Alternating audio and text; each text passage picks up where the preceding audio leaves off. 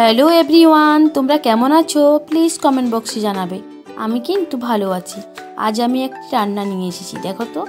তোমরা অনেকেই মনে হয় বানিয়ে খেয়েছো, তাও আমি নিয়ে এলাম টক মিষ্টি দই মাংস। তো এখানে দেখো মুরগির মাংস 500 মতন নিয়ে নিয়েছি আমি। এখানে আদা রসুন পেঁয়াজ কেটে রেখেছি, ওটা আমি পেস্ট করব বলে। এখানে টমেটো আর তার সাথে পেঁয়াজ কেটে রেখেছি, আর তেজপাতা দুটো ফোড়নে দেওয়ার জন্য। ওখানে দেখো হলুদের গুঁড়ো, জিরে ধনে গুঁড়ো সব রাখা আছে।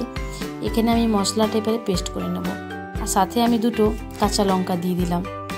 তোমরা চাইলে জিরে আর ধনে গোটা দিয়ে পেস্ট করতে পারো, তো আমি দিলাম না, বাড়িতে ছিল না তাই।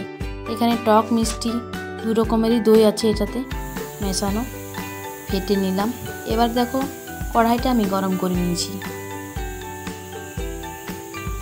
এখানে কড়াই আমার অনেক গরম হয়ে গেছে। এখানে আমি সরষের তেল দিয়ে দিলাম, তোমরা চাইলে সাদা তেলও দিতে পারো। এবার আমি ফোড়নের জন্য দুটো তেজপাতা দিয়ে দিচ্ছি। অতিরিক্ত কড়াইটা আমার কিন্তু গরম হয়ে গেছে। এখানে আমি ফোড়নে দিয়ে দিলাম তেজপাতা দুটো, আর তার সাথে পেঁয়াজ, যে পেঁয়াজগুলো আমি কেটে রেখেছিলাম, ধুয়ে কেটে রাখা ছিল। তো দেখো এখানে পেঁয়াজও দিয়ে দিলাম। এবারে আমার হালকা বাদামি কালারের মতো ভাজা ভাজা হয়ে যাবে, তখনই জানবে যে পেঁয়াজটা অনেকটা ভাজা হয়ে গেছে। দেখো এখানে বাদামি কালারের মতো হয়ে গেছে পেঁয়াজটা ভাজা। তো এখানে আমি এবারে টমেটোটা দিয়ে দেব। এবার আমি টমেটোটা দেওয়ার আগে আমি এখানে হলুদের গুঁড়ো আর সামান্য পরিমাণে চিনি আমি দিয়ে দেবো, কালারও ভালো আসবে। আর যারা মিষ্টি পছন্দ করো তারা দেবে, যারা পছন্দ করো না তাদের দেওয়ার দরকার নেই। তো এখানে আমি চিনি দিয়ে দিলাম, সামান্য পরিমাণে দিলাম। দেখো ভালোভাবে ওটা মেশানো হয়ে গেছে। এবার টমেটোগুলো আমি দিয়ে দিলাম, আর এবারে আদা পেঁয়াজ রসুনের যে পেস্ট আমি করে রেখেছিলাম সেটাও কিন্তু এখানে দিয়ে দিলাম।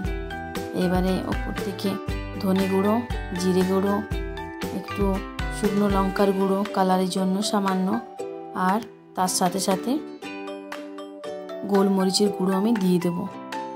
দেখো এখানে সব কিছু আমার দেওয়া হয়ে গেল, জিরে ধনে। এবার কিন্তু লঙ্কার গুঁড়োটা আমি দিয়ে দিচ্ছি, সামান্য পরিমাণে দেব। আর ছেলে আমার খাবে না এই মাংস, তাই আমি এখানে কিন্তু লঙ্কার গুঁড়ো দিয়ে দিলাম, কারণ ওর জন্য আমি প্রেসার কুকারে অলরেডি বসিয়ে দিয়েছি। তো আর এখানে সামান্য পরিমাণ আমি নুন দিয়ে দিলাম। যে যেমন নুন খাও, আমি নিজের ওটা ইচ্ছা, আমি কিন্তু দিয়ে দিলাম নুন। এখানে ভালোভাবে আমার এখানে কষা হয়ে গেছে মাংসটা। আর দেখো এবারে আমি এখানে টক দইটা দিয়ে দিলাম, টক মিষ্টি দইটা।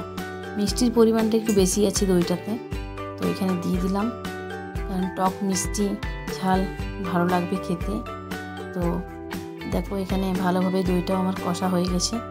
মুরগি মাংসটা বেশ কষে নেওয়ার পরে কিন্তু দইটা দেবে, আর বেশ ভালোভাবে কিন্তু ফেটে নেবে দইটা। তো দেখো আমি কিন্তু ওখানে দই দিয়ে কষে নিয়েছি, আর এখানে দিয়ে দিলাম একটু পরিমাণে চিকেন মশলা। এবার এটা ভালোভাবে নাড়াচাড়া করে এবার আমি নিজের আন্দাজ মতো জলটা দিয়ে দিচ্ছি।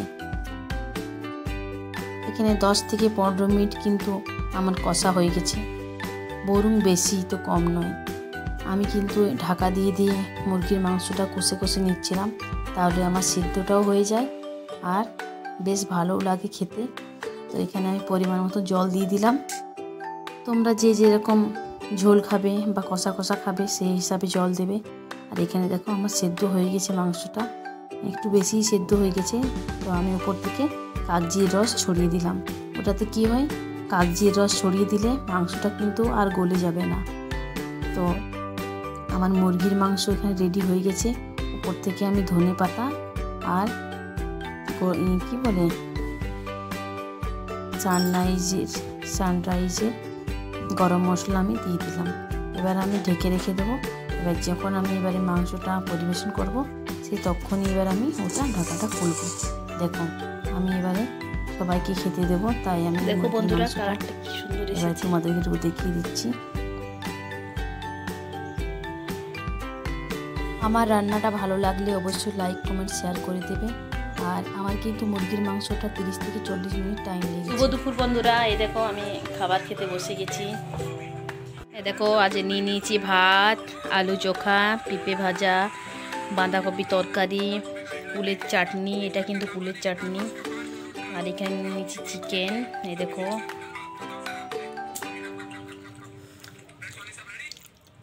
স্যালাড দেখো, টাটা বন্ধুরা, খেতে বসে গেছি।